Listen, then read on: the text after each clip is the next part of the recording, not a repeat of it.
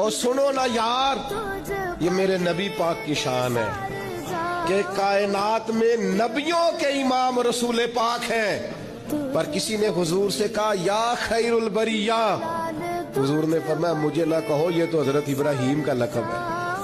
ایک مقام پہ کہا میری اور جناب موسیٰ کی شان کا مقابلہ اس طرح نہ کرانا کہ حضرت موسیٰ کی شان گویا گھٹے۔ رسول پاک نے حضرت عیسیٰ کا مرتبہ بیان کیا، جناب یوسف کا مرتبہ بیان کیا، حضرت صدیق کی شان بیان کی، سیدنا فاروق کی عظمت بیان کی، حضرت عثمان کو حیا والا کہا، مولا علی کی عظمتیں بیان کی، نبی کریم علیہ السلام نے جناب عمار ابن یاسر کی شان بیان کی، ابو عبیدہ بن جراح کو امین امت کہا۔